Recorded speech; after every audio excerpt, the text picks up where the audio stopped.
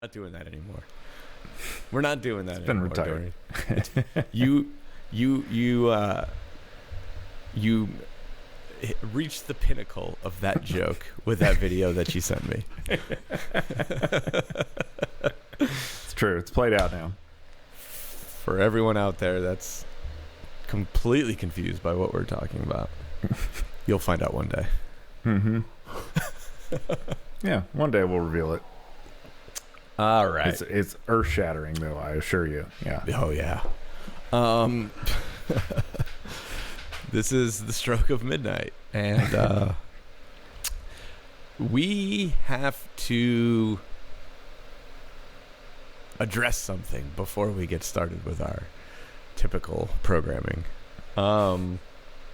This past weekend, we, the Pretty Lights, played at Secret Dreams Music Festival in somewhere, Ohio.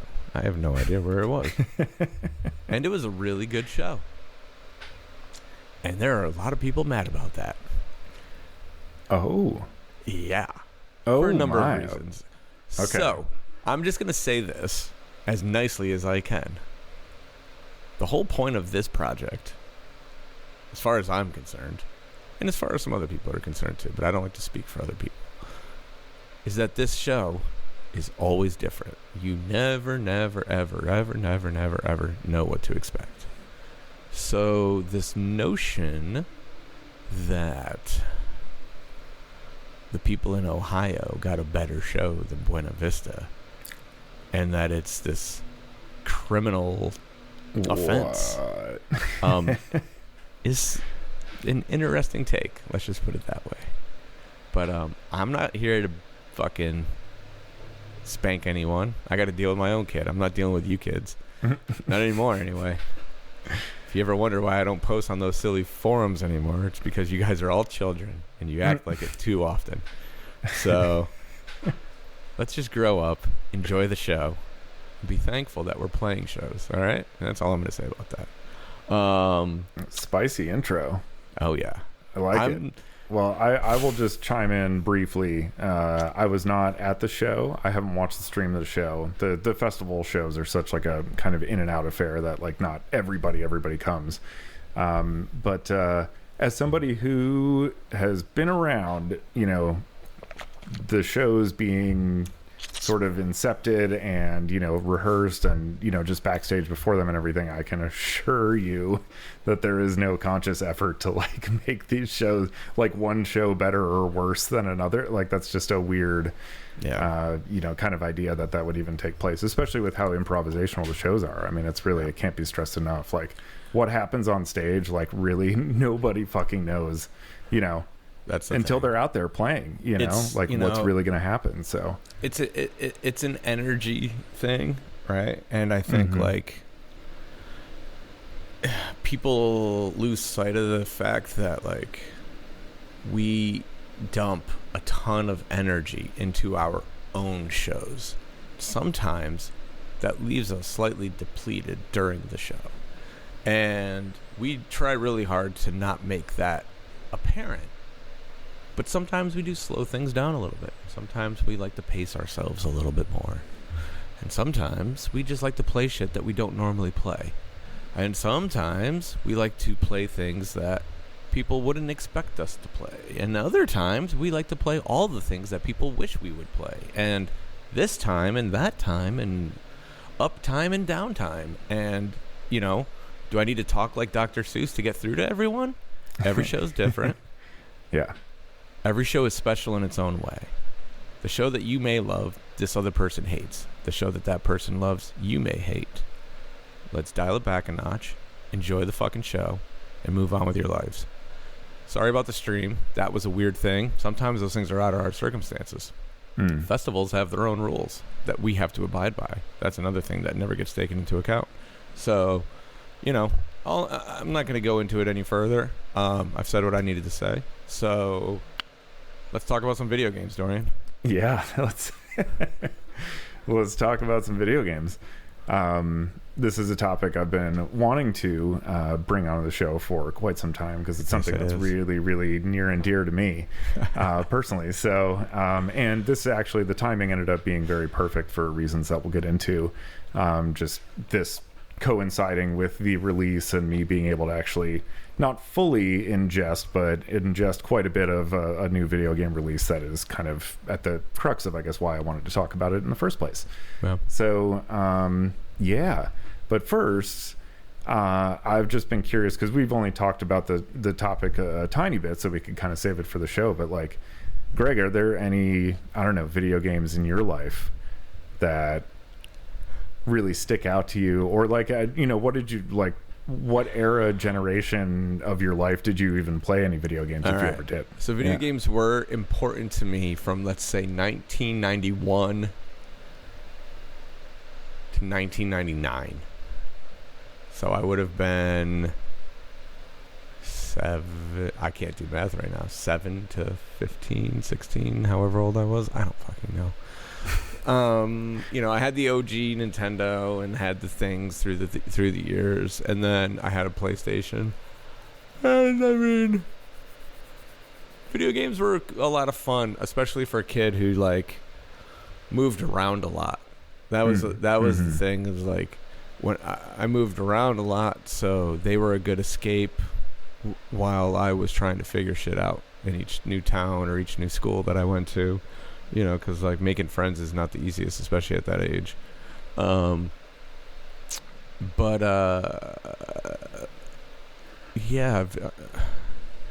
never can like. I don't even know if the term gamer existed back in the 90s like it does now, but like I never considered myself a gamer. I used to play video games, but I never considered myself a gamer. Yeah. I will rattle off a couple of names of games that I did enjoy very greatly. They just called us nerds back then. Yeah, that's fair. Yeah. So the first game I fell in love with, and I can only imagine that 12 people listening to I bet you 12 people in the fucking country at this point know this video game. So Captain Skyhawk for the original NES system was one of my favorites. It was for the time, I suppose, a fighter air fighter simulator, I guess. I don't know. You flew a plane around and you shot shit down, and then at the end of every level you had to land the plane into the mothership, and that was always kind of fun and challenging. That was a fun game. A lot of replay value there. You could play the game for 45 minutes and finish it, and then play it for another 45 minutes and play it for 45 hours, and it was all good. Those old games to me were made in a more like, obviously there's more simplistic, but they were more recyclable. Like you could, because the like, I don't know if it's because of the lack of story and just the intrinsic fun of the gameplay, you could just play the game. Like there are people that have been playing Mario for the last 30 years over and over and over and over again, and it's just like, it's fun. Yeah. So like those old games are just fun. I don't know. And then, for like my favorite game that I ever played, because I did like try a lot of games, back in the old Blockbuster days, you could rent a video game before you had to buy it. So you could be like, let me go try these 4 video games out and see if I like them. And more often than not, they were all hot garbage, and I didn't have that much fun playing them. But Final Fantasy VII was the one video game above all others that spoke to me and captured my imagination and my attention greater than any other video game. Chocobos. Can't go wrong with Chocobos. Love the Chocobos. Yeah. Staple of the series, yeah. Oh, and then this is another fun little.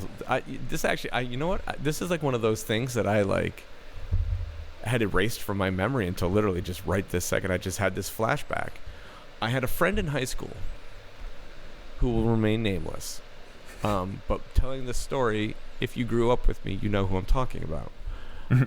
His parents owned a funeral home, and they lived in said funeral home. This is big, beautiful, like Victorian house, and they're like they lived on the second story of the house. Wow. And then the funeral home was in the first story. And I don't know,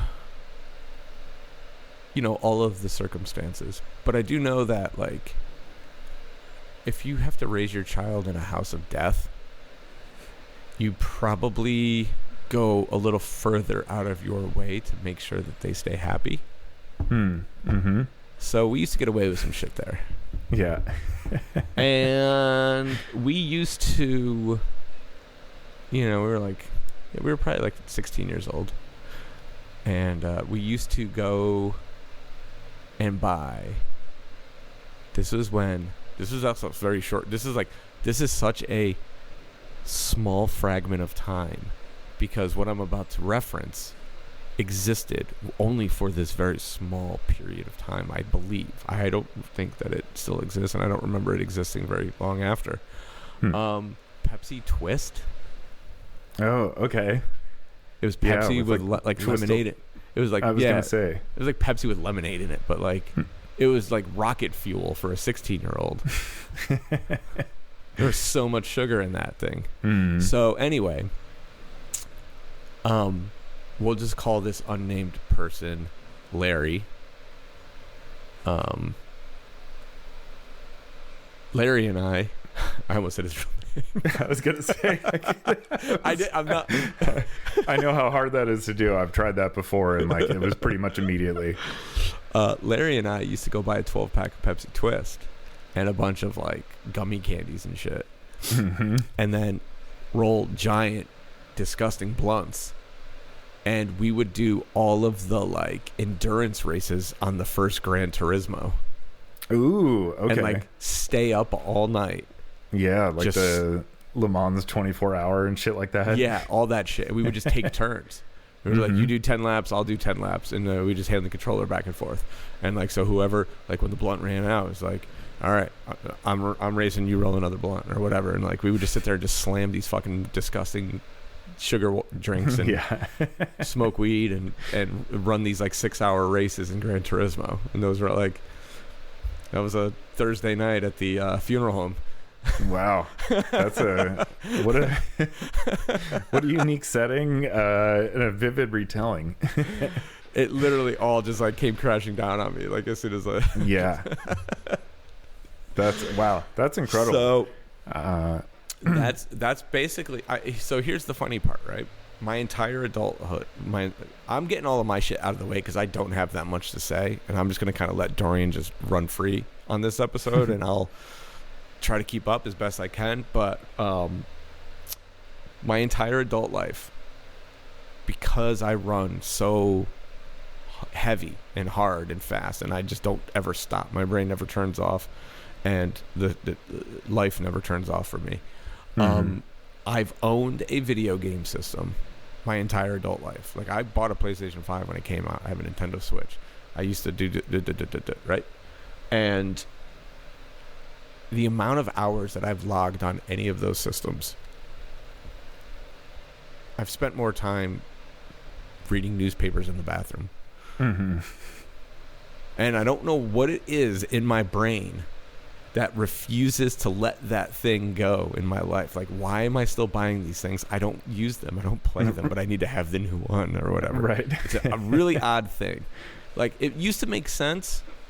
It used to make sense once upon a time because, like it was cheaper to buy a PlayStation 3 than it was to buy a DVD player. Right, yeah. So you could justify it. And, like, even a PlayStation 4, maybe, because, like, was that one Blu-ray? And you could also get, you could get streaming apps, right? So exactly. It was like... Yeah. So it's like, okay, it's a multimedia thing. I can watch movies and I can watch whatever, blah, blah, blah. But, like, now, like, the streaming shit's all built into the TV, so that's fucking pointless. Like, literally it's just a video game machine at this point. And, I don't know. I don't know why I own one. I don't know why I choose to buy one. I think I finally had that thing where I'm like, okay, I'm never buying another thing. I'm going to have to buy one for my kid, obviously. And maybe then I'll start playing them again. But I don't know.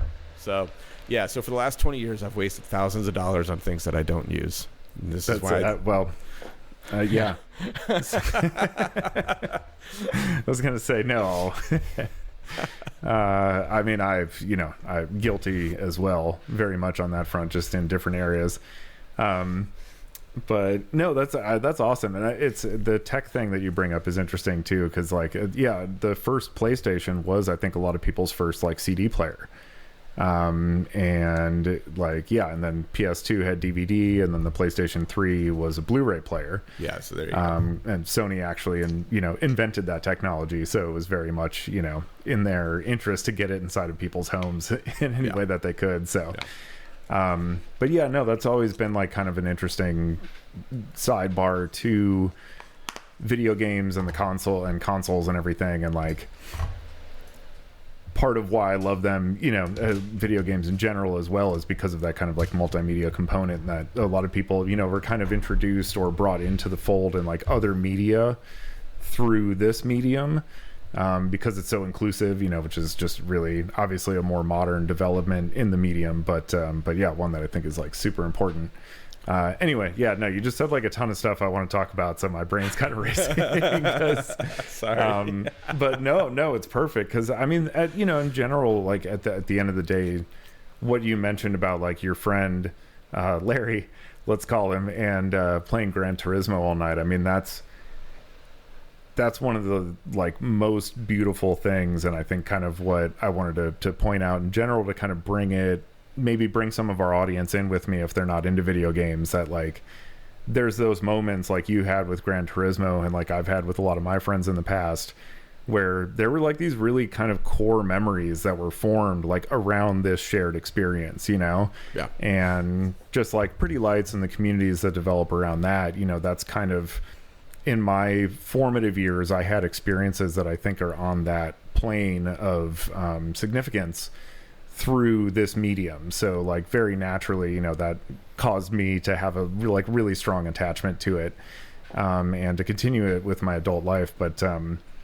really the main thing, I don't know, that like I think is so special for me personally about this medium is like it's the one artistic medium that like I got to grow up with. Like basically it was kind of invented, I mean, obviously games have been around and there were electronic versions of games around for a while, but like, when it became a real industry and something that, let's say eventually became an artistic medium, what I think could be considered an artistic medium, that happened like right around the time I was born, and I got into it really young. And so it's been this really unique experience for somebody who's like very sensitive to the arts and really loves the arts and everything, to actually get to like grow up with a medium and see something change from like something, that I just thought was like really great fun, at its inception. And not that there's anything wrong with that. Games, that's all a game needs to be. If it's fun to play, that's cool. I mean, look at the biggest game in the world, Fortnite. There's really little more to it than just like it's really fun. But anyway, so me getting to grow up with that, and like as I matured, the technological advances in gaming have kind of coincided with my maturation into like a teenager and an adult, and my subsequent or corresponding levels of engagement and understanding of the arts, with like what this medium was capable of producing, and what the people, designing for it were actually like, inclined to pursue. Yeah. So yeah, there's been this really, really cool synchronicity between that throughout my life. That's something that's uniquely like us, because I mean, we're basically the same age. What are you, a year older than me or 2 years older than me? Yeah. Right. I'm 82. So like, yeah. So if you were an early 80s baby, you basically grew up with the Atari or NES or exactly, and then Commodore 64 if you were really cool. Yeah. As we grew, so too did the technology and the ability to, so it's like, you think about it this way, right? Think about when you were a child, right? What kind of stories were you reading, or what kind of stories could you tell? Big monkey throws barrel. Boom. Mm-hmm. That's the story, right? And then, by the time you turn 9 or 10, you talk about this crazy, what kind of animal was Crash Bandicoot? A Bandicoot. Okay.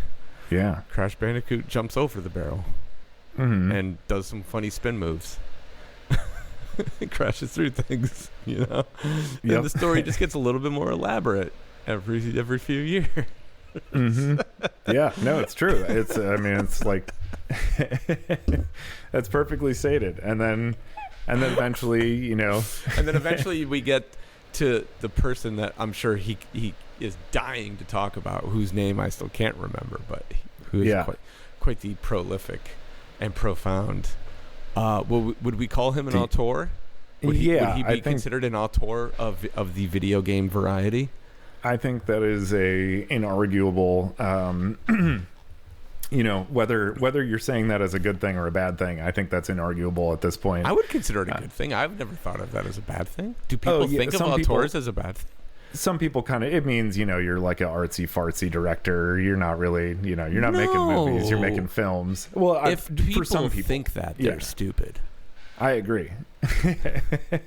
I'm with you on that. An auteur is someone who is so uniquely them that their stamp can't be denied on the things that they produce. Mm-hmm. That's all. Yeah. Hey, hold on one second, because I'm very fucking spicy today. And yeah, I love you the are. echo. Please. I love the echo in my studio. This is awesome. I had this conversation. I had a similar conversation yesterday with my wife, actually. You're going to love this. Yeah. So I discovered that one of my favorite comedians, an Australian chap by the name of James McCann, who is absolutely hilarious. But he's an up and coming comedian, so he's kind of affiliated with like the Shane Gillises and that whole Austin scene. And but I didn't know that he had his own podcast. And he was recently on the Rogan podcast, and the way I found out was he was talking about something, and his remark was, "I can't wait till I get to do dick pill commercials." Because I don't know how many, like, I know Dorian isn't as seasoned in the podcast world as I am, but a lot of, especially the comedy podcasts and the wrestling podcast, which James is actually a huge wrestling fan too, Blue Chew and the Sorts, stuff geared towards men of our age, that, like, what do they call this, the, like, money demo. It's like the 18 to 45 demographic. Okay. That's like in advertising, that's like the, like, premier demographic that most people want to reach, because that's where the most return on your money exists, or whatever the case may be. Sure. This is a little sidebar just to break things up ever so slightly. Sure. You'll appreciate it though, and it gets me back to your stuff. So I find out James has a podcast. No, I have never listened to James's podcast. We're driving back from New York City yesterday, and I was like, "Hey, there's this really funny Australian guy who has a podcast. I'm interested in listening to it. You want to check it out?" And she's like, "Yeah, sure, whatever. I don't care." So I put it on, and it's literally just him rambling by himself. It's kind of my fantasy version of my, because obviously I could just sit here and ramble all day. Sure, but he's telling this story about this rich guy who bought a rugby team, and he named the team after himself, and he was like too high on cocaine the entire time, and then the team disappeared and all this shit, right? And he's just rambling. Ramble. And I was like, all right, maybe this isn't the podcast for me to be listening to while Christina's in the car. So I asked her, and I was like, is there anything you would like to listen to, or any of my podcasts that you would like to? Because I'm driving, so ultimately I have to like it, but I would like for her to like it. And she's like, well, I only listen to educational podcasts. And I was like, what the fuck does that even mean? And she's like, you know, things that where I can learn things. And I was like, well, hold the fuck on, because when I listen to a comedian, I learn shit all the time. I learn shit about stage presence and about execution and examining the narrative of what I'm trying to convey to people, and I can list a million reasons why a comedian's podcast is educational. I could list a million reasons why a wrestler's podcast is educational. I was like, you could learn something from just about anybody. I was like, so how about we try this again? And she's like, well, I listen to wellness podcasts. And I was like, okay, there we go. I don't listen to wellness podcasts, but I listen to educational podcasts too. And the point being, to say that someone who makes artsy fartsy films is, you know, this derogatory remark, or this, like, first off, if you really want to break it down, Old School could be considered an artsy fartsy film in the way that it's shot, because there's a lot of interesting lighting tricks that they use in some of those scenes. And it just all depends on how you frame something within your own brain to determine what is either A or B or whatever. So to judge an auteur on the notion that they are striving to be outside of the norm and in turn artsy fartsy is the most ridiculous fucking thing I've ever heard in my life. Yeah. And the same could be said for video games. Because, I mean, Final Fantasy, like, a kid who grew up playing Captain Skyhawk, and literally just landing a plane onto a fucking mothership, is now playing one of the most elaborately constructed, narrative-based video games of all time. If someone said to me, I don't play that video game because it's artsy-fartsy, I'd fucking slap them in the face. You're like, this is a very enthralling, epic tale of good versus evil. Yep. Which brings me back to Dorian. Please tell me about your enthralling tales of good versus evil. Sorry. Yes. Yeah, no, I have to agree completely, but unfortunately, especially within the video game sphere, because, you know, and every medium goes through, film went through it. Oh, it's just entertainment, you know, it's not meant to do that, you know, that type of stuff. Yeah. There's still people that have that mentality with video games that, like, no, there's like, don't make me, like, think, you know, or go through something that's not, like, explicitly delivering the maximum payload of fun at any given moment, you know. Gotcha. Like, people, there's still a large audience of people that look for that, you know, specifically. So anything outside of that, they start brandishing that term auteur in the pejorative sense, and mistakenly so. Yeah. But gosh, you're so much better at saying things in a nice way than I am. As I that's most of the job of a film director, honestly, is to sort of create bridges. I mean, some people, well, obviously, famously as dramatized in so many films and TV shows, especially The Studio, which people won't shut up to me about. I haven't watched it. I'm probably not going to watch it. Stop asking. Hold on. There's my spicy moment. Yeah. You should watch it. As I know. Everybody says so. Even if it's just to laugh at how absurd the industry is.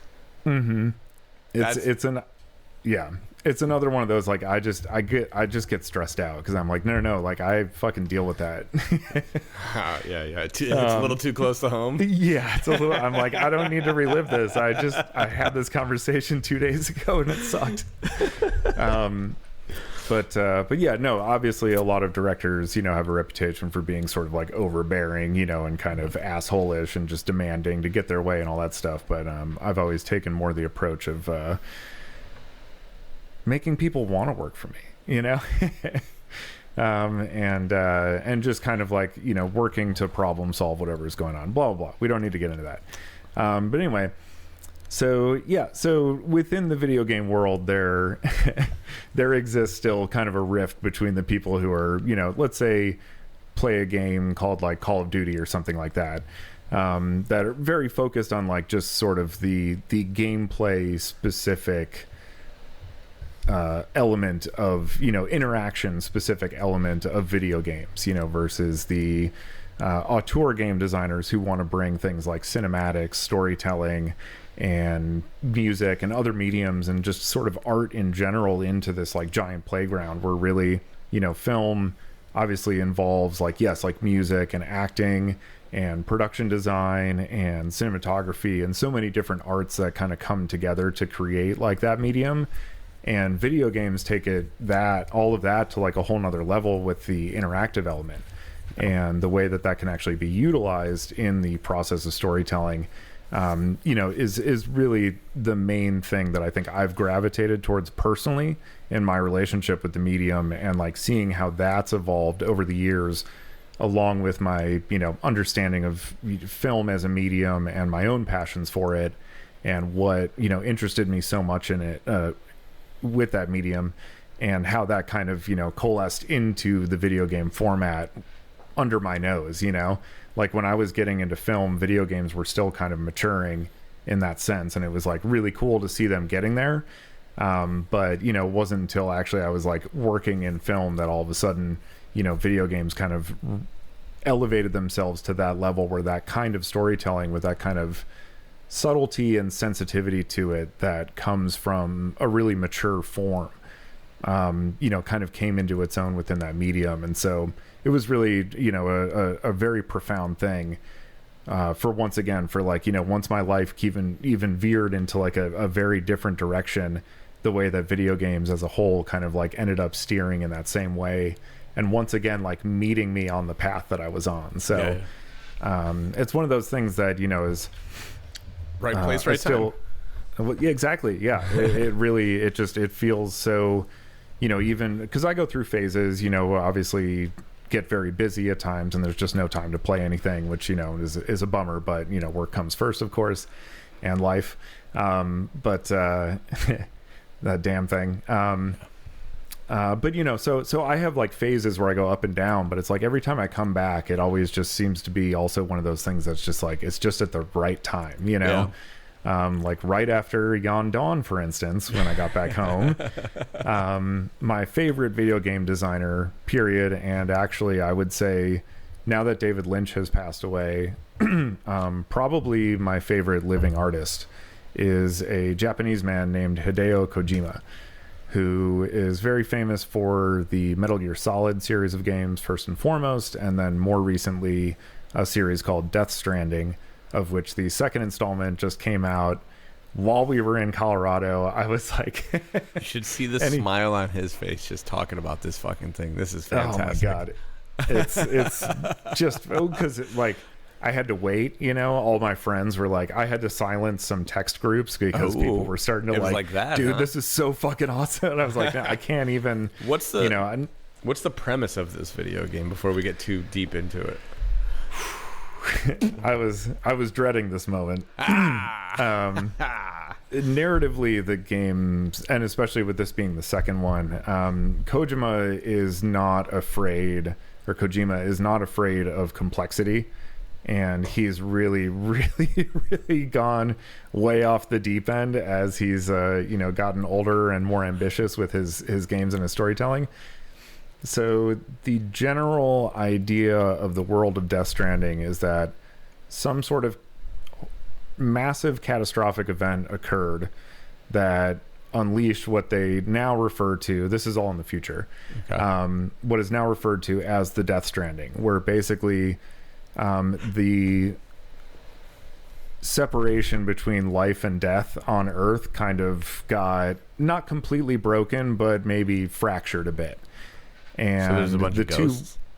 In a sense, yes. Okay. So like the two worlds are kind of bleeding into each other, and it's creating all sorts of like weird phenomena on Earth, and we're still like trying to understand it. But essentially, as a result of this, like society completely broke down. Everybody isolated themselves from each other. And, the people who were lauded as the heroes in this future world were delivery people, who would go out into the world and actually bring things to other people in order to kind of like help each other out, even though we'd all like separated ourselves. And the really crazy, and so that's like the most basic possible premise I could give you for the game. I'm looking at the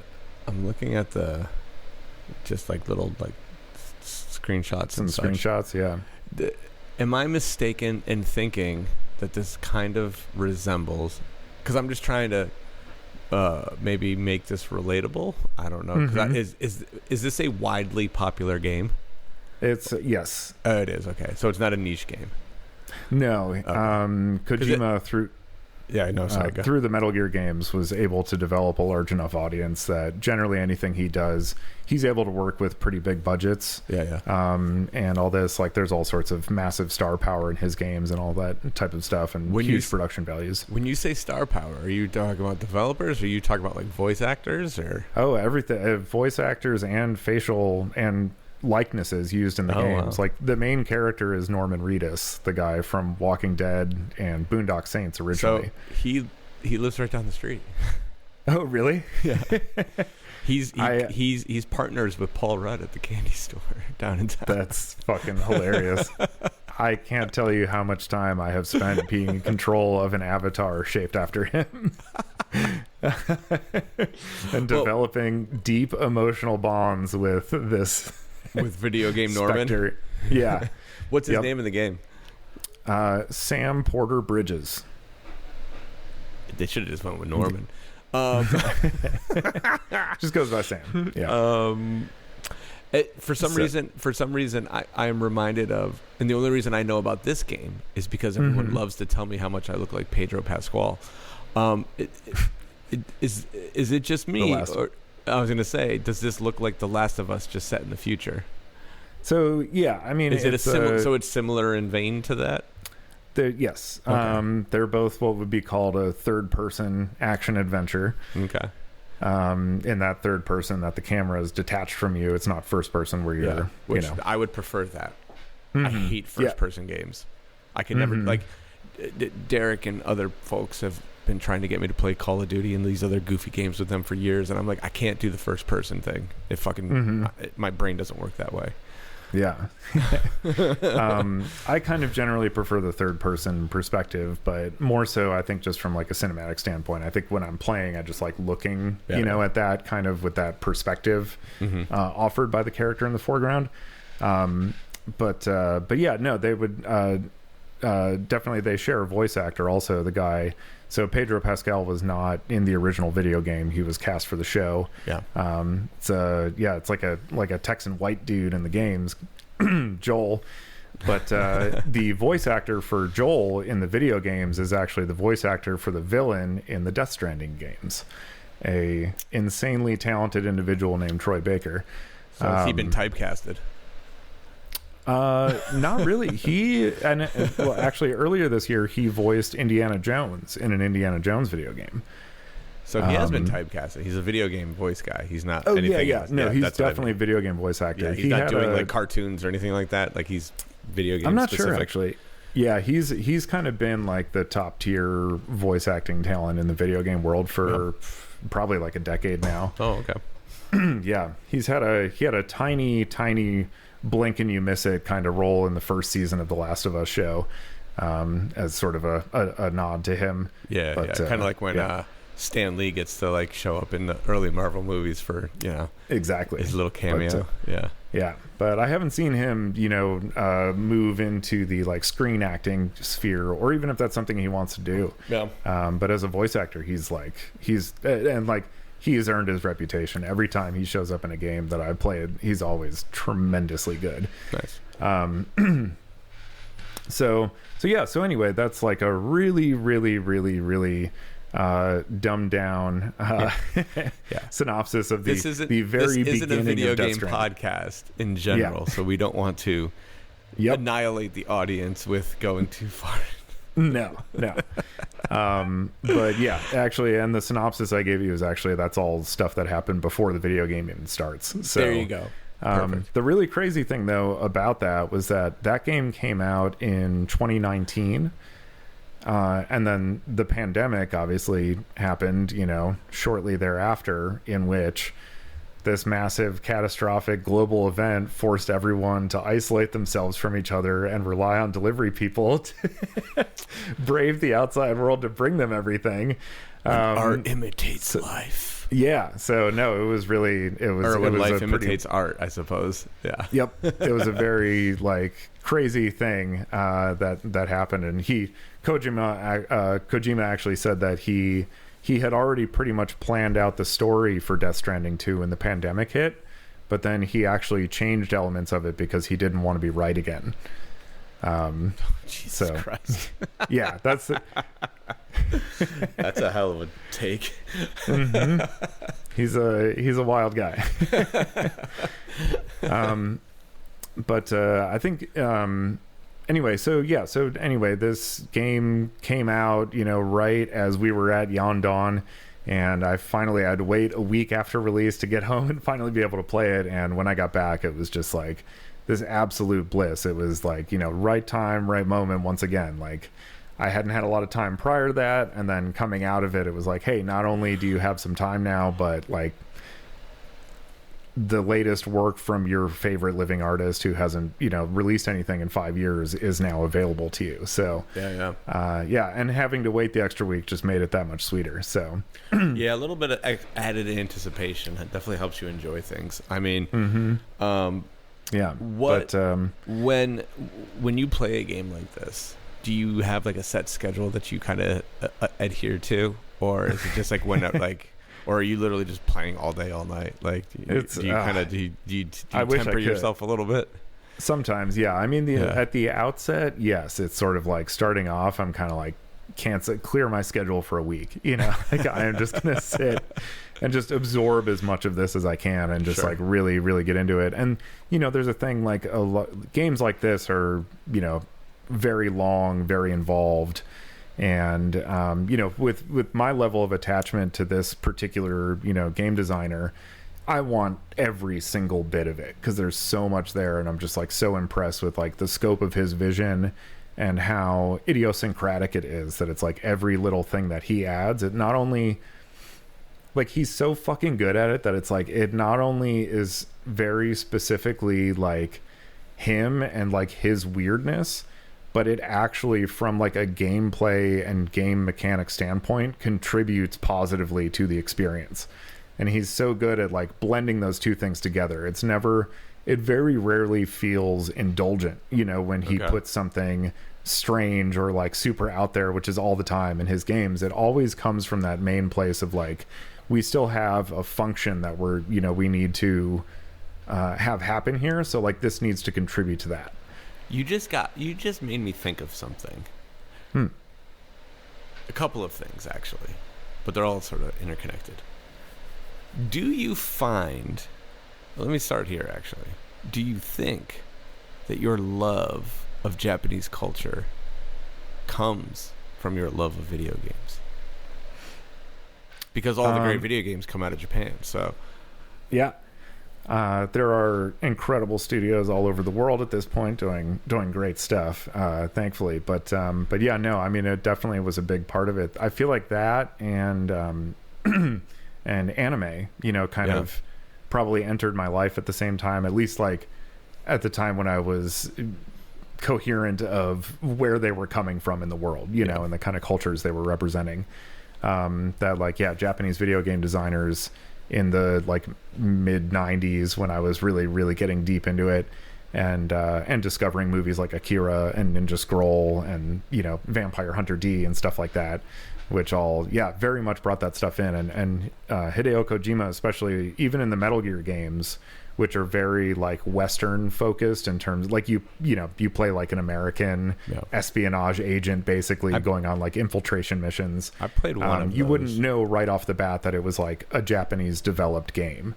But that's where I was getting to. Mm-hmm. But you do, if you're at least tuned in, I think, in the right way. Because this was the other thing that I was going to say. Because I remember, even as a kid, thinking this when I was playing Final Fantasy. Mm-hmm. Nobody I know would say what that person just said. You know what I mean? Yeah. And there are certain things, whether it's a joke or a sentiment or whatever, where certain things, especially in these narrative-based games, they do get a little lost in translation from time to time. Oh, yeah. And there can be some awkwardness that comes with that.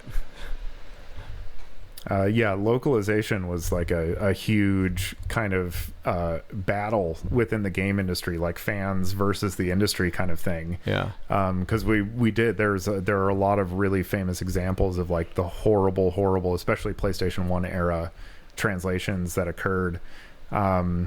the really famous one is the first Resident Evil game has a moment where a guy gives you a lockpick set and says, well, I'll give these to you since you're the master of unlocking. Which is just like the strangest fucking thing. My point exactly. That anyone's ever said. Yes. My point exactly. It's so obviously like a diction. If you just took like the sentence structure in Japanese and translated it word for word, you get master of unlocking. You know, so all your base are belong to us is another famous one from I think the NES days. But yeah, so it was a long time before we started getting like good translations of video games from, you know, that were developed by Japanese developers. Yeah, so that there was actual kind context. The context got translated, not just the words. Yeah, exactly. Yeah. You'd have a cultural translation. Yeah. But Kojima, exactly what I was going to say is, you know, even within this like super Western storytelling he was doing, he brought a really heavy, Japanese cultural influence into it, and brought a lot of like, you know, so he kind of I wouldn't say smuggled, because Kojima is like not super subtle about stuff for the most part. He's like, he loves to just like go kind of over the top with everything. So, you know, he did kind of like, you know, get you invested in this like very cool espionage story, and then he'd throw in like, here's a cyborg ninja now, you know, and things like that. That would kind of, you know, be very unexpected, but like eventually he would like weave them really into the fabric of all of it, and again like brought a heavy cultural influence into these games. So that stuff always really, really spoke to me when I saw that type of stuff pop up in video games, and definitely spurred me to like, you know, want to understand more and like learn more about those places and those things. To the point where now, as we discussed on the show a while ago, I've been to Japan like, you know, 3 times. And the moment that I spoke about a bit with the woods and Nico, it was these kinds of experiences and things that were brought into video games, especially from a fantasy realm, like the Final Fantasy series, things like that, that are inflected, you know, fantasy as we understand it in like, you know, the United States and like Western cultures versus like what fantasy, you know, kind of in general looks like in like Eastern cultures are pretty different things. Yeah. To see, you know, a lot of the stuff that was more fantasy inflected from these Japanese developers and how it affected them, and then actually go to a place that had those incredibly fantastical characteristics, you know, in Japan, and experience that was really like one of those profound moments. And you know, this is kind of the point of reference I was speaking to when I brought that up, was like these experiences with these types of games. Kojima is again like at the forefront of this, and always has been. And, you know, he's always really, in a way that, you know, I think Christopher Nolan does in film, and the way that Derek and you do, you know, with Pretty Lights, is really, it's amazing to see these artists that have gotten to a place where they have enough of an audience that they can command like larger budgets and more ambitious ideas, and are able to push technology forward in like completely new directions and places, but always at the service of something artistic. It never feels like we're just, you know, it.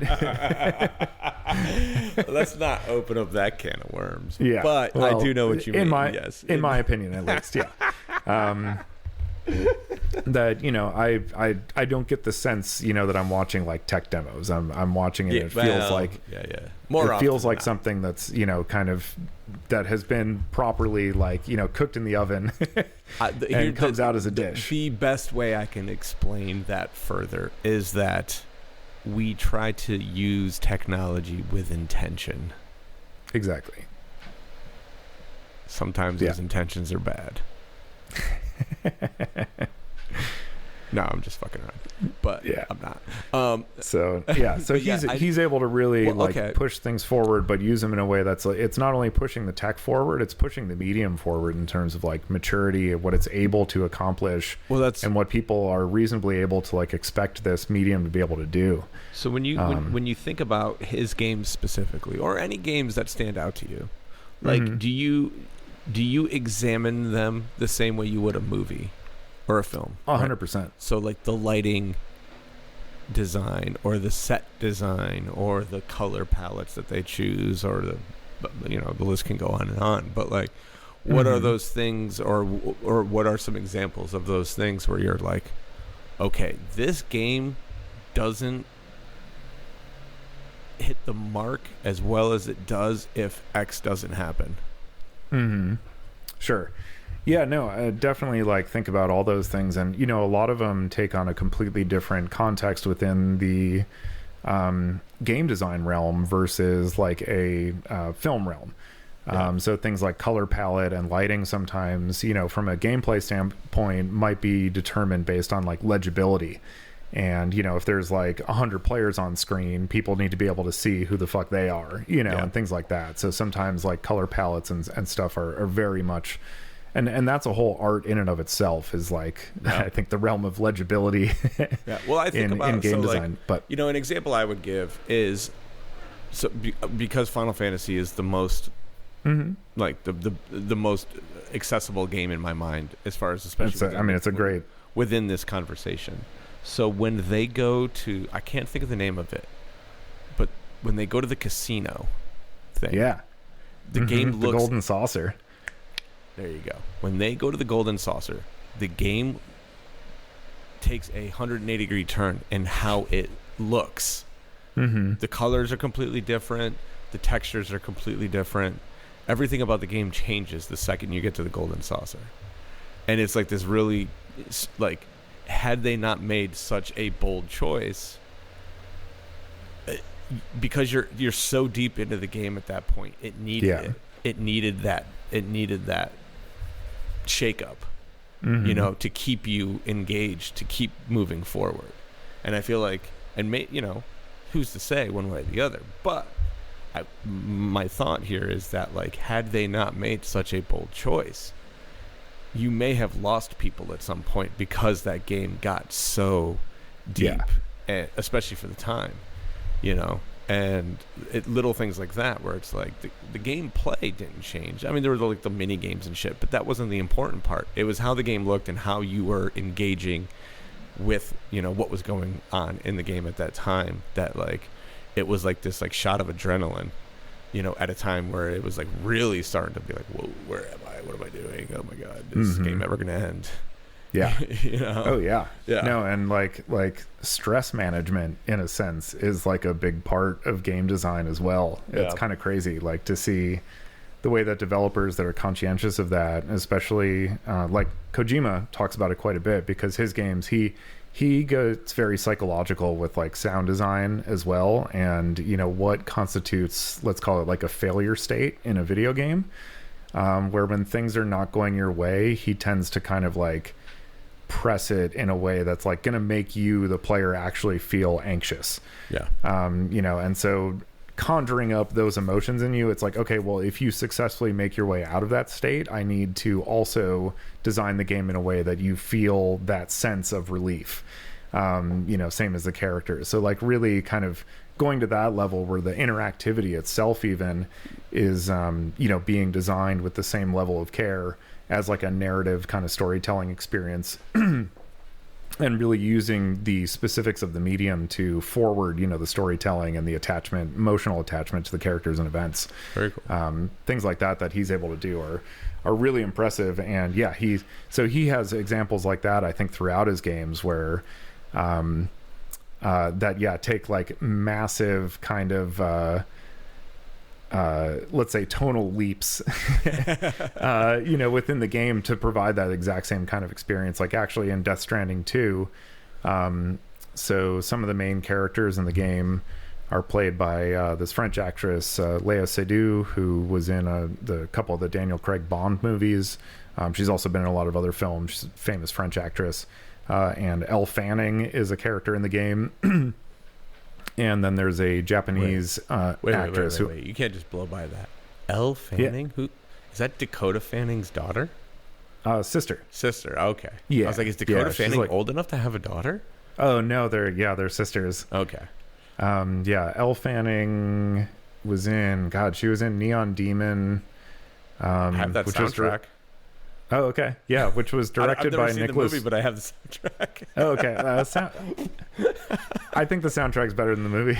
Perfect. Then I won. Yeah. it's one of those movies that like visually is unfucking believable, but just kind of from like a what's the point of this standpoint never really got off the ground for me. Okay. But it's pretty stunning. Actually, also, to get even weirder, that movie was directed by Nicholas Winding Refn, who also directed Drive, famously, among many other things, but that's his most well-known. Nicholas Winding Refn is also in Death Stranding 2. It's a small world. Mm-hmm. Yep. It's Kojima's world, and we're just living in it. There you go. But yeah, no, for instance, like after one really big kind of cataclysmic event, large, action set pieces, a lot of crazy stuff happening, blah, blah, big kind of engaging sequence of like really intense moments from both a gameplay and a narrative standpoint. It's like after that, you get back to your home base, let's call it, and Léa Seydoux and Elle Fanning and this Japanese actress all just like come out and they're like, hey, we found this old Polaroid camera, do you want to take some photos? Can you take some pictures of us like around the base? So it's like you then start picking like locations where you want to do like a photo shoot, and then you can pick what kind of like poses they start doing, and they'll just like cycle through a bunch of stuff, and you can take pictures when you want. So you're participating in video game porn. Mm-hmm. Well, they're fully clothed. Oh, well, that's not as fun. Yeah. But just to kind of as an example of how weird. You almost got me to buy the game. Oh yeah. Almost got me to buy the game. I wouldn't want you to buy it under false pretenses and be disappointed. So to your point, this, that's what you mentioned and noticed in Final Fantasy VII is actually like, and that was one of the first games to do it because of like how long and involved the game was, and they were really starting to understand that like you needed that. Yeah. Just like in really serious movies, there's really, there's usually a moment of comic relief or whatever. Yeah. That FF7, Final Fantasy VII set a precedent in that way that games to this day are still following. Yeah. But implementing in, their own unique ways and all that type of stuff.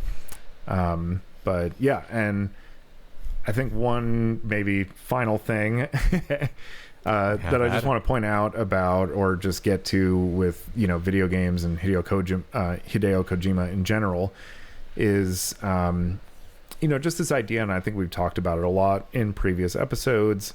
I don't know. I think with all art, I'm most interested in just like the ways that form and function intertwine. And, that's what really makes any piece jump out to me is when, what it's trying to say is in some way like reinforced or entwined into the DNA of how it's saying it.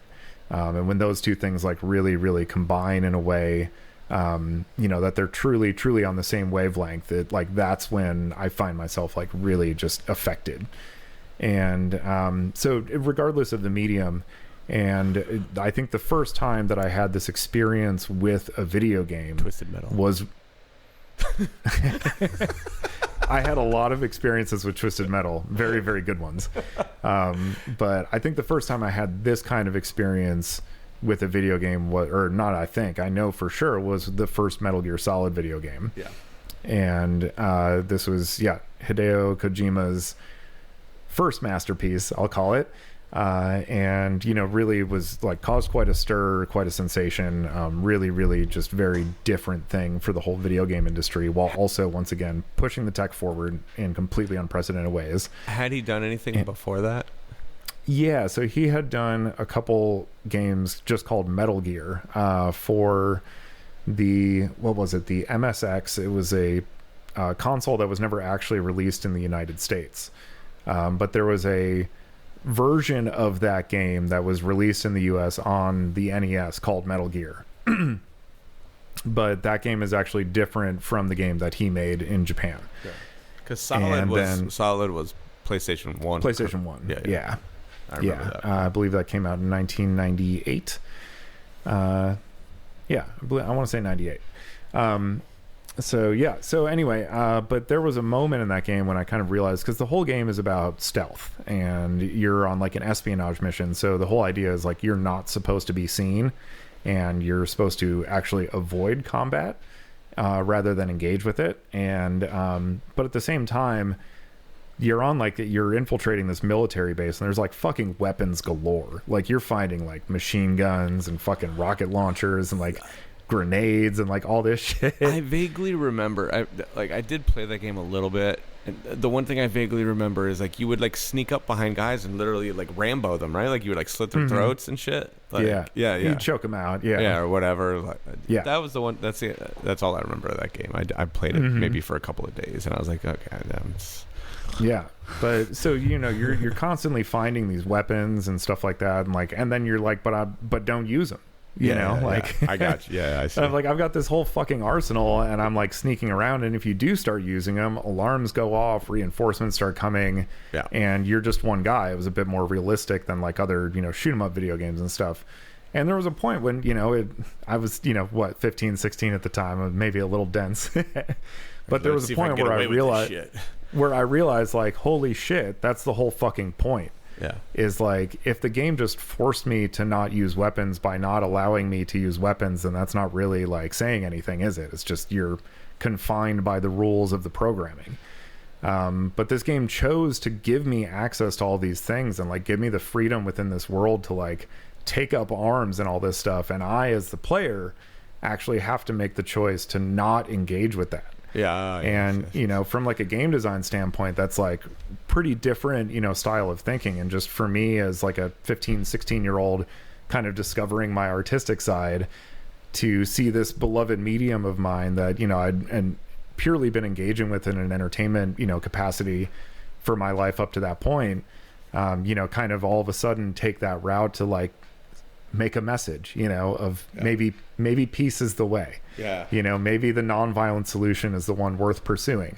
And while tempting, to just grab that rocket launcher and fucking blow up the room, maybe more carefully navigating your way through those obstacles is a more rewarding path. How many people do you think received that message? I think a lot of people. Okay. You do. Okay. Yeah. You think he was successful in conveying that notion? Definitely. Yeah. Okay. And it's been it's a theme throughout the games too. And like, as he's gone on, like, the game, that whole series involves a lot about like nuclear war and all this type of stuff, which is not surprising that a man who was born in like the 50s in Japan would be a little preoccupied with that. Yeah. And the aftermath and havoc that it wreaks, but the aftermath. Yep. So yeah, there's definitely like things that are reinforcing that idea, but the fact that it's once again like he's woven it even into the gameplay side of things, and like while he's being an artist and an auteur, he never forgets that he's fucking at the forefront of things, making a fucking piece of interactive software. Yeah. And every idea has to be like in service of that, whether that's like directly engaging with it or in a meaningful way not engaging with it, and so to see somebody who's that like playful with the medium and artistic sense and like using it's very, that's the thing, the interactivity is the thing that makes video games different from any other medium. Well, you're just but what you are describing is a universal rule in creativity. And I think this is the crux of why we have conversations like this, right? You try to find the universal rule in any medium or any form of creativity. And what you just described to me is something very interesting, because we kind of talked about this a little bit before we went on the air in a roundabout way, but like being self-aware, understanding what the task at hand is, being good enough at your job that you can play within the confines of your space while also at the same time breaking all of the rules and doing it in a fashion that doesn't seem self-indulgent. That's like the sweet spot of being creative. Yeah. It sounds like Hideo Kojima. Hideo, not Hideo. Hideo. I'm not trying to be a jerk here. I'm just trying to make sure I pronounce his name right. Yeah. Hideo Kojima. Hideo. Sounds like he's done a very good job of finding the top of the golden mountain of creativity. So congrats to him. It really has. Yeah. No, it's amazing stuff, and I get that not everybody wants to like put 140 hours or whatever. Is that how long it's going to take you to beat this game? To do like absolutely fucking everything in the game, probably. Jesus Christ. Yeah. That'll be spread out over a long period of time. Like I'll wrap up like the narrative, so I can have the story unfold, in a meaningful way. But like, I'm trying to think, like my longest save on Final Fantasy VII was maybe 40 or 50 hours. Okay. Right? Does that sound about right? Yeah. Right? Yeah, absolutely. Fun fact on Final Fantasy VII, the timer capped out at 99 hours. Well, didn't all computers cap out at 99? Wasn't that the whole problem with Y2K? Yep. FF7 had the same problem. If you wanted to keep playing, you lost track after a while. So. Oh wow. All right, but yeah, so, I mean, I could go on about just like video games I love and like why they're able to produce this same effect, but like I think the point that I really wanted to make about like why this medium means so much to me, and I think because it's still, again, like it's still in its infancy in a lot of ways, just in terms of being a medium. It's like 40 years old, 50 years old, which is like nothing. So, and it's obviously struggled for integrity or like to be taken seriously as like an artistic medium for a while. Our good friend in the film world, Roger Ebert, was unfortunately not a helpful presence in that regard. He was wrong. But I like to think that it's gained some legitimacy now, but I know it's still, kind of some people don't really buy it. And I just wanted to share my own experience too. Yeah, well, I think it's interesting. In favor of that. I think it's interesting to hear about something that is clearly more than just a video game. It's not, here's the task at hand, here's how it's played, here's what we do, here's the story. It's like it's a artful presentation of someone's creative lunacy, and that's nice to hear, because obviously it's probably not as rare these days, but still relatively rare, I would assume. When you think about like the evolution of video games, and you think about, because I make my jokes, and I throw out Twisted Metal, right? Yeah, so here's which is awesome. I love Twisted Metal. It's an awesome game, but like you were talking about form and function, right? And like when you think about how that game played and how that game looked and what it was trying to accomplish, it did a really good job of feeling the way it should and looking the way it should and playing the way it should, and so on and so forth. And totally. Yeah. So like as the games have evolved, and obviously some games have become so incredibly complicated, like where do you draw the line between like it, I'm trying to find the right way to phrase this, but like, are there times where you are reluctantly turned off by a game because it is too much, even though like there's so much good there, but this one part of it, whether it's the actual physical gameplay of it or too many cutscenes or this or whatever, like do you find yourself walking away from games that you wish you hadn't, I guess would be like the best question to ask there. Yeah, there's one specifically that comes up in my mind. But yeah, there's definitely that can have such a huge impact, and it sucks when it happens, because like one quick example is on the original Wii system. There was a Legend of Zelda game called Skyward Sword, and Nintendo really wanted to push all the like motion stuff with the Wii, and like, look how cool this is and stuff. So like they had this super fucking weird like shield and sword motion control system for the Wii controller, and it was the only control scheme available for this game. So like you couldn't just like play it with the regular controller. Yeah, you had to engage with it this way, and it sucked. Fucking, it was horrible. It just wasn't responsive enough, and what really sucks is the game was awesome. It was just a little too ahead of its time. Yeah, exactly. The tech wasn't there yet. Has there been an attempt or even a consideration to try again with that game? They did a remastered version on the Switch, and they implemented an almost equally weird control scheme. I think just because of the way the game was programmed, like it kind of, you know, There you was couldn't no way just to like kind of go back and some of the mechanics of the puzzle solving and stuff were dependent on these kinds of motions. So they found a way to make the analog stick work as that, and I was able to play through it like that. And the game was great, but it was really, it took like a day or two of playing it before I was like, well, the reason I asked that is because, you know, with the Final Fantasy remake, when they abandoned time-based battles and went into live action battles, it forced me to really take deep consideration as to whether or not I wanted to keep playing the game.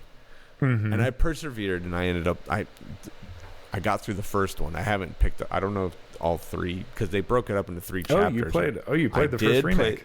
I did play the remake. It's the one video game that I played on whatever, I guess that would have been PlayStation 4 is when the first one came out, right? Yeah. So it was an odd thing, though, where this game that was so specifically a role-playing game, and each player has its turn, and you get this little menu drop down, and you say, I'm going to attack, or I'm going to use an item, or I'm going to use magic, or and now all of a sudden you're in button mashing mode, and like, blah, blah, blah, blah. It's just like, and it like it they did a good job, obviously, in restructuring how the game played, but simultaneously it completely changed the pacing of the game. And it took me really, really, really, really, really wanting to see how this game fleshed out. And because there were several times where I was like, fuck this, I'm not doing this.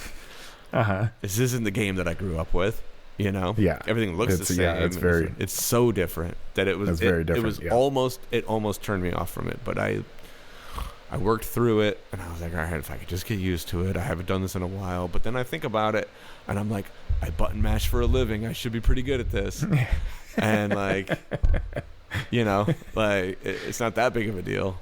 Yeah. But there was something interesting about the, like, it's not meditative, but the, like, premeditated aspect of, like, okay. Because, you know, like, you can... in the original Final Fantasy, you could do things like accelerate someone's time bar, right? So, like, if you're most powerful, like, if you're in a real shit show, you can, like, do this thing where your most powerful character is, like, got a multiple of 2 time bar thing. So he's going to take 2 turns for everyone else's 1 turn and stuff like that. And there was this very strategic sort of, like, I see everything in front of me. Okay. It's almost like playing chess. You know, and then you're thinking 3 turns ahead. You're like, okay, if I can get away with 2 attacks, then I can do this magic thing, then I can cure this person, and do, you know, and it's, you know, right. And I really gravitated towards that. I gravitated towards the, like, chess playing video game kind of ecosystem almost, because I did try some other role playing games afterwards, and I found that, like, the stories just weren't as good as fun. That's one of those things, right? Where, like, and maybe this has something to do with the fact that I just don't love video games like so many other people do. Is like, the first video game that I really fell in love with was the best fucking video game of all time. Where do you go from there? I just smacked my microphone laughing. You know what I mean, though? No, it's a really good. It's a wonderful and horrible problem to have. Yeah, you know. So, but I was like, it's very true. I mean, that is a pinnacle. There's a reason they're doing this, like, multi-million-dollar remake of this game, is because it still stands as, like, for a lot of people, that is, like, the totem. You know, the thing that they will probably never experience in the same way again, that they hold everything else to the same standard of. Yeah. You know? And it was like, for someone who wasn't that big into video games, but I did get sucked into that one. And then I would try to play these other games, and inherently I would compare other video games to that video game. I'm like, well, this is just nowhere near as good as that one, so why the fuck am I wasting my time? Right. You know, that was how I felt. And I was just like, all right, moving on. You know, one of the things, too, that we didn't really get to discuss is the actual... We talked about it a little bit with Gran Turismo, but, like, you think about, like, the social aspect of video games, especially now in the Twitch era, or whatever you want to call this now, where, like, millions of... Or I don't know what the numbers are, but, like, people will sit down and watch somebody play a video game. Yeah. or like video game tournaments where like people are so good at these games now. They go in these tournaments, they can win $1 million being good at a video game. Like, it's crazy to see the economy of video games become this monster of consumerism beyond just the game itself. Yeah, if I'm not mistaken, it is the biggest entertainment industry there is now. Not surprised. Yeah, between everything, like bigger than sports, bigger than movies, like by a lot. Yeah. I think the thing, I think that when you watch a movie and you have the people that appreciate auteurs, and you have the people that poo-poo auteurs, or you have the people who love Garth Brooks, or you have the people that love Massive Attack. I don't know. I was hoping you were going to say Chris Gaines, but that would have been that'd be like funnier. That's like a 2%er joke. That would have been way funnier. Video games are escapism in a way that cinema and music isn't, because cinema and music relies on relatability, where I think video games rely on what the things you can't attain, maybe, right? Everyone wants to be a football player, so everyone loves to play Madden, shit like that. Right. You can actually, rather than like letting you watch the experience of someone who possesses the capabilities you fantasize about, you actually get to perform those things. Yeah. And feel, like you're actually partaking of but like the best that skill set. But the best movies and the best music, generally speaking, right? It finds a way to put you inside of the situation on an emotional level. And video games find a way to or not put you in the situation, but like connect you to the situation, right? Like, oh, he went through that, so did I. He like this bazillionaire lunatic person, you can feel empathy for them or whatever, right? So it relies on this like emotional connectivity, and video games rely on this like, I wish I could be this thing, here you go, or something. I don't know. I know what I'm trying to say. I'm not doing the best job of conveying it, but like, yeah, I understand what you're saying, and it's definitely a more direct experiential kind of experience that they're trying to create and capture, and all that type of stuff. It's interesting when you bring up though, because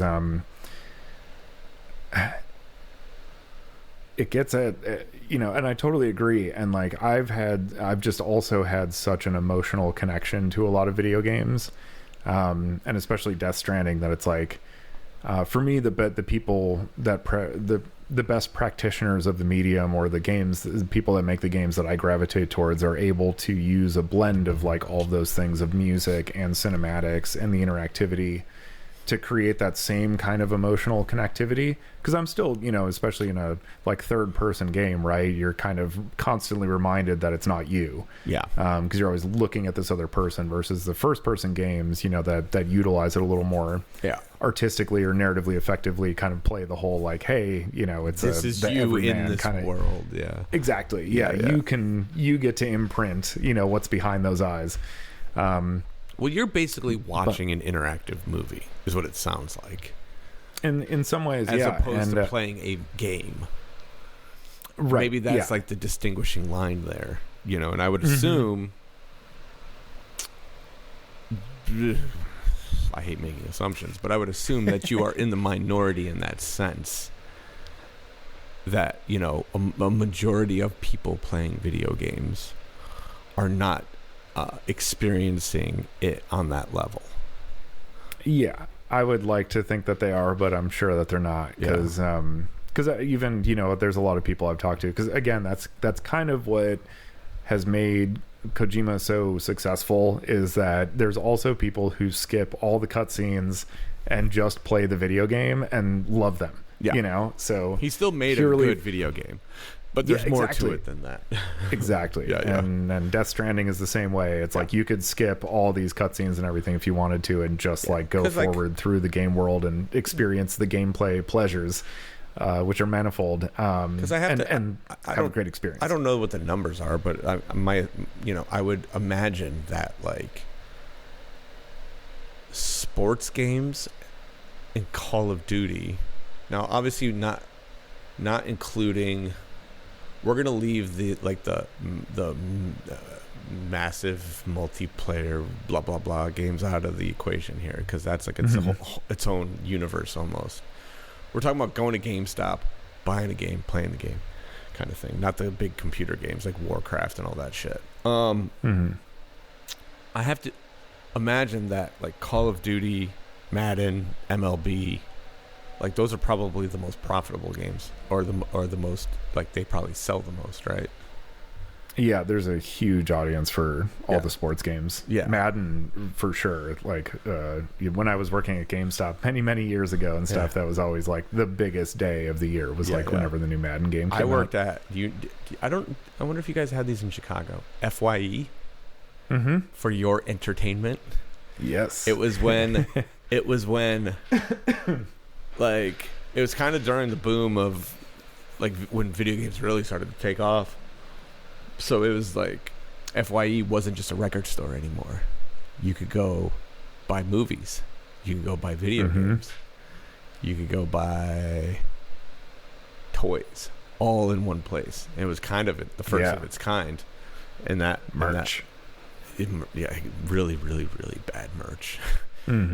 There's actually still an FYE up. Is it in? It's either in Albany, which is just north of me, or in Poughkeepsie. There's two malls that are both like 30 minutes away from me. I was at one of them. I don't remember which one it is, but there's still an FYE, and I couldn't believe it. I hadn't seen one in a decade. I didn't know that they still existed. And yeah, so I worked at one, and I remember like we definitely. Like CDs were still like the big thing back then, but like I remember like more and more people coming in to buy video games, like in the time that I worked there, which I didn't work there for very long, maybe a year at most. But yeah, the sports games have always. I mean, I imagine, and just from like watching, like. Shit online or whatever, it's like the sports games still seem to be like the biggest draw. Yeah, it's exciting though to see how well games like Death Stranding and The Last of Us and some other, I think, like the Uncharted games as well. What about like Red Dead? I remember like Red Dead Redemption like had like took over the zeitgeist for a minute there. And both of the Red Dead Redemption games are fantastic. Yeah. It's cool, and that's a cool example of a studio, because that's Rockstar, who does Grand Theft Auto, which is actually like the biggest video game in the world. We probably would have been crucified by every video game person on the planet had we not at least mentioned that game, I suppose. Yeah. So glad we got that out of the way. It's definitely, it's I mean, you even see in the Pretty Lights shows, it's like, oh, we got Pretty Lights Freebird Swirl before we got Grand Theft Auto 6. Like that's that's it. Like it's just this persistent like cultural, just fucking rhinoceros that just clobbers. I mean, people move their release dates to get away from it, because it's like you're an idiot. Yeah, if you try to release a game. But that's a cool example of a studio, like a lot of artists do, where it's like, hey, well, let's we make this giant moneymaker, Grand Theft Auto, and then we take that money and we make like the game we want to make. We make our fucking Western, which is like, you're not gonna develop like a studio like Rockstar on the back of that, but you can make that a success on the back of Grand Theft Auto, which they've done. So they're a studio. The Grand Theft Auto games obviously have a reputation for being very unsavory, and gleefully so, which is awesome. But I would go to the bat for the people at Rockstar, as far as like their ambitions and like their integrity, as far as like what they really want to do. Because when they do games like Red Dead, they do it so fucking well. Like these are people who really know like the Western film genre and are like so lovingly crafting an experience that's representative of like that. Okay. Granted, pretty romanticized view of the American West. Sure. But they take it to some some darker, more realistic places than you'd expect, and it's really cool. It's like a very amazing thing that they do for a studio that kind of gets, I think, written off by most people as sort of like, oh, they just make like triggering games. Yeah. So I guess here's a good way to wrap this conversation up. I think obviously your big game just came out, but are there any other games that you are looking forward to that are on the horizon? Very much so, and very much gets back to the whole Japanese culture element. There's a game called Silent Hill F coming out later this year, which is part of the well-known Silent Hill series, which there's been a couple movies of, and many. Yeah, it's been around for a long time. That's since PlayStation similar 1, to right? Resident Evil, right? Yeah, more atmospheric. I would say more in the like art film realm of like survival horror than Resident Evil, which is in more of the action realm of survival horror, I'd say. Yeah. So yeah, Silent Hill is much more psychological. Like it's kind of one of those, very much this all might be happening inside of this person's head type of things. Oh, okay. So yeah, but so Silent Hill F is a new game in that series that's coming out, and it actually takes place in like a small town in Japan. And which I think it's not anywhere that the series has gone before. It's always been kind of rooted much more in like very Americana kind of malaise and iconography. And so to take that approach to games and move it into the realm of like a Japanese culture and setting, I think is really interesting. And I'm hoping it's a different, like they've had a lot of different developers that have made games in this series. So this is a untested, I'll say, developer within the Silent Hill world that's making it. But all the signs point to it being really, really cool. Okay. So I'm excited about that. There's actually a remake of Metal Gear Solid 3 that's coming out later this year. Is your boy connected to it? We won't get into the split between Hideo Kojima and Konami, which occurred after the release of Metal Gear Solid 5. Okay.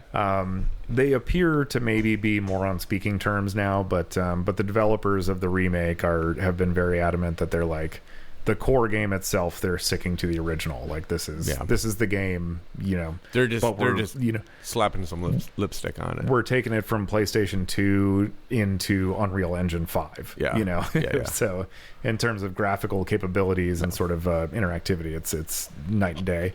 And then after that, the last one I'll mention is a game called The Ghost of Yotei, which is a samurai action epic where I get to live out my fantasy of every Akira Kurosawa movie I've ever watched, being a samurai in feudal Japan. Wasn't that running the premise around doing of awesome shit. what's that? Assassin's Creed, right? Was like the original ones anyway. The original ones were set in Italy and somewhere in the Mediterranean. And then the third, they did a recent one though. Called Assassin's Creed Shadows, I think that was in Japan. Oh, okay. And that's the first time they've gone into that realm with that series. I always thought that it started in Japan and then they started doing all the other goofy ones. Because I know it started. Didn't they do like a Revolutionary War one? Yes, that was Assassin's Creed, Assassin's Creed 3, or Ass Creed as we abbreviated in the game world. Not good. Yeah. It's been very up and down. Okay. Yeah, but there was this Ghost of Yotei is a sequel to a game that came out several years ago called The Ghost of Tsushima, which was very popular as well, and with rightfully so. There's actually a game mode when you start the game.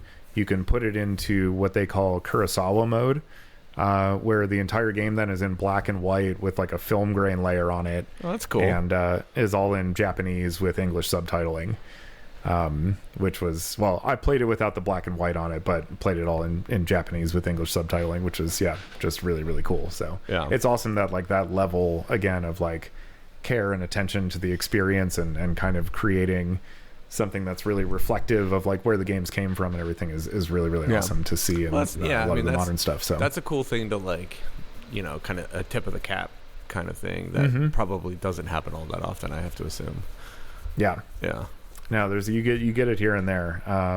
In Ghost of Yotei, they're adding a Takashi Miike mode, who's a more modern sort of exploitation Japanese film director, where apparently it's going to have like a lot more blood, like all that type of stuff. Wasn't there like like a grindhouse version of the game? Yeah, basically. Didn't Mortal Kombat have that where you could enhance the gore essentially, right? There was, I don't remember what it was called, but I do remember that being a thing. Where like when you did like the bit of the old ultra violence. Yeah. I mean, I guess you can get away with that shit now, but it was definitely a little bit more Wild West back then. Yeah. And they can. I mean, some of them go really nuts now, especially with the graphical capabilities of things. Where it's like, oh wow, you can really see their whole anatomy in there. Oh Jesus Christ!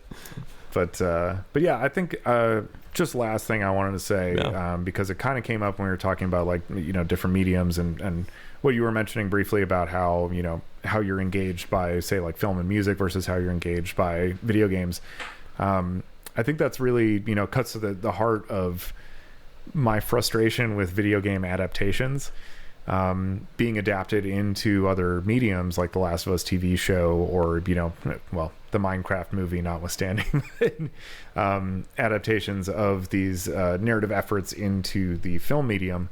What strikes me is like so weird about them, and I'm glad they're successful in bringing like attention to the games and stuff, but it feels to me when I watch them, if it's a game that I've played and have this emotional connection to, that like they basically just took all of the cutscenes and like made a movie out of it.